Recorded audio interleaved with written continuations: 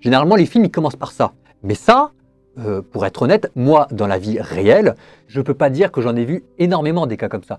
Mais c'est vrai, ça existe. Alors j'en parle. Première forme d'attaque directe, les plus violentes, celles que tout le monde connaît, les cas de possession. C'est quand le diable a tellement bien réussi son coup que la personne en face a capitulé et a volontairement abdiqué sa liberté. Bon, bah ça, c'est propre, c'est clair, c'est net, c'est direction les exorcismes. Il y a ensuite les attaques pour faire peur. Les maisons bizarres, les bruits bizarres. Alors d'où ça vient? Bah, peut-être de la magie noire. Il y a des gens qui font de la magie noire. Ne me demandez pas pourquoi, j'en sais rien. La magie noire, on se demande toujours, on y croit, on n'y croit pas, jusqu'au jour où ça vous arrive. Moi, j'ai une amie, elle a retrouvé un jour clouée à sa porte une poupée voodoo. Bon bah là, on se pose pas de questions, on va direction l'exorcisme et puis on tourne la page. Alors ces cas, c'est quand on fait vraiment n'importe quoi de sa vie. Mais parfois, même quand on fait les choses bien, le diable peut venir s'attaquer à toi directement. Ça, c'est quand on est en train d'avancer dans la voie de la sainteté, le diable voit ça, il devient jaloux, il se dit, lui, je ne veux pas le laisser passer, il s'attaque à toi directement. Et on retrouve ça chez les grands saints. Le diable qui s'en prend aux événements de ta vie. Quand dans ta vie, tout arrive de manière totalement indépendante, mais qu'à la fin, c'est comme si jamais c'était dirigé contre toi pour te détruire. Oppressio. Ou bien, le diable qui s'attaque à ton corps. Maladie, traces de coups, vexatio.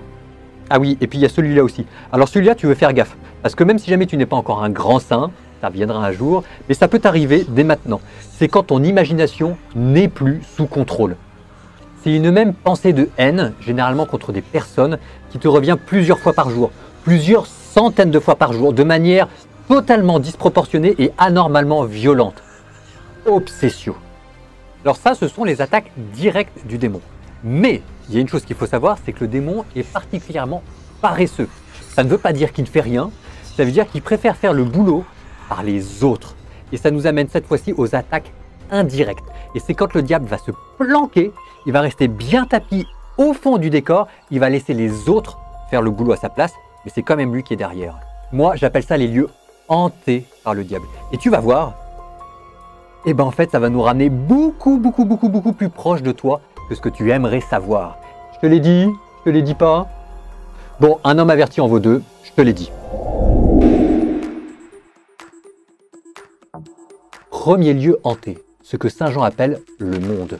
Les splendeurs de la création et de la civilisation. Oui, mais aussi le prince de ce monde. C'est comme ça que Jésus appelle le diable.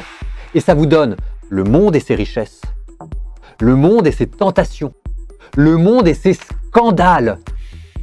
Et bien derrière tout ça, c'est le diable qui est à l'œuvre. Soyez dans le monde, ne soyez pas du monde. Deuxième lieu où le diable se tient planqué, dans l'ombre, bien peinard. En fait, il n'a même pas besoin de se montrer. Ton imagination. Alors je ne dis pas dans tes rêveries, etc., mais dans les tentations, dans tes séductions. Et ça, c'est le lieu préféré des attaques du diable.